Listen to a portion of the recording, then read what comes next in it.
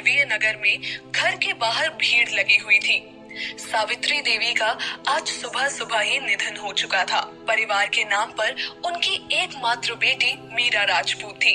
सावित्री पिछले कई सालों से गंभीर बीमारी से जूझ रही थी और आज उन्होंने अपनी आखिरी सांसें लेते हुए दुनिया को अलविदा कह दिया। मीरा की उम्र 21 वर्ष थी। वो कॉलेज के अंतिम वर्ष में थी। सावित्री का निर्जीव शरीर उसकी आंखों के सामने सफेद चादर से ढका हुआ पड़ा था। मीरा की आंखों से आंसू बहते जा रहे थे।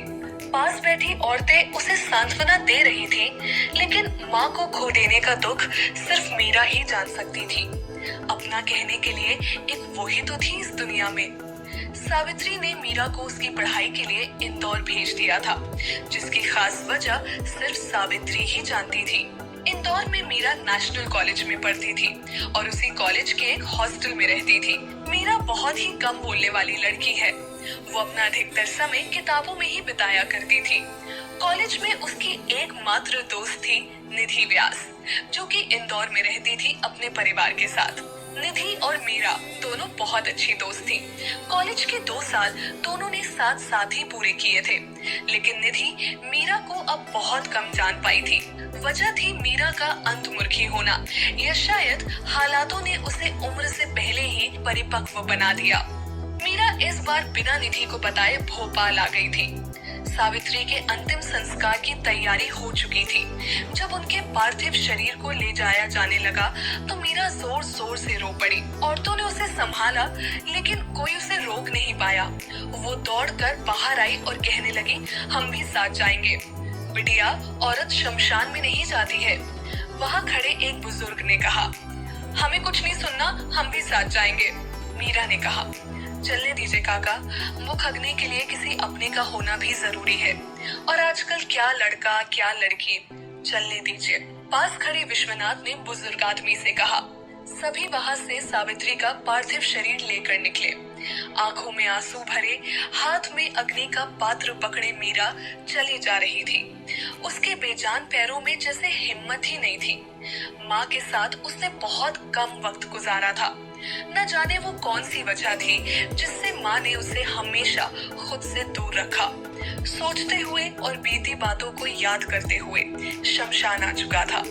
सावित्री का अंतिम संस्कार किया गया। एक लौती वारिस होने के कारण उसी ने मुख अग्नि भी दी। उन पलों में मीरा को संभालना बहुत मुश्किल हो रहा था। वहाँ मौजूद सभी की पलकें नम हो गई। 1 महीने बाद मीरा इंदौर आई। उसने कपड़े बदले और अपनी बुक्स उठाए कॉलेज आ गई।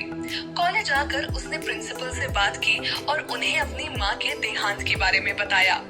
चूँकि मीरा कॉलेज में सबसे होनहार स्टूडेंट थी, इसीलिए प्रिंसिपल ने उसकी 1 महीने की लीव को मान लिया। मीरा प्रिंसिपल का शुक्रिया अदा करके बाहर आ गई। क्लास शुरू होने में अभी वक्त था, इसीलिए वो आकर बेंच पर बैठ गई और उदास आंखों से जमीन को निहारने लगी। तभी एक जानी पहचानी आवाज उसके कानों में पड़ी। ओ मैडम जी, कहाँ थी इतने दिन? ना फोन ना मैसेज, आखिर चल क्या रहा है तुम्हारे दिमाग में? मीरा आवाज की दिशा में पलटी। सामने निधि खड़ी थी।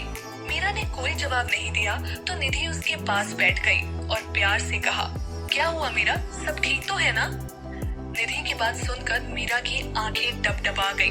उसने नीचे जमीन की ओर देखते हुए कहा, माँ नहीं रही निधि। क्या? ये कब हुआ और तुमने मुझे बताया क्यों नहीं? निधि ने चौंकते हुए कहा। क्या बताती निधि, मैं खुद भी नहीं जानती थी कि माँ किस दर्द से गुजर रही है। मैं कुछ जान ना पाऊं, इसीलिए उन्होंने हमेशा मुझे खुद से दूर रखा। और देखो, वो हमेशा हमेशा के लिए मुझसे दूर चली गई। कहते कहते मीरा की आंखों में आंसू भर आए। निधि ने मीरा का हाथ अपने हाथ में लिया और उसकी आंखों में देखते हुए कहा, तुम अकेली नहीं हो मीरा, मैं हूं ना तुम्हारे साथ, दोबारा ऐसी बात मत कहना। मीरा ने निधि को गले लगा लिया। निधि उसे हिम्मत बंधाती रहती। क्लास का वक्त हुआ तो दोनों उठकर क्लास की ओर चली गई। मीरा को अपना ख्याल रखने का बोलकर निधि घर चली गई, लेकिन आज उसका मन बहुत उदास था। वो बस मीरा के बारे में ही सोचती रही। अगली सुबह हॉस्टल वार्डन ने मीरा से कमरा खाली करने को कहा। पिछले 1 महीने से उसके कमरे का किराया नहीं आया था। मीरा ने कुछ कुछ दिन की परमिशन मांगी, लेकिन वार्डन ने साफ शब्दों में उसे कमरा खाली करने को कह दिया।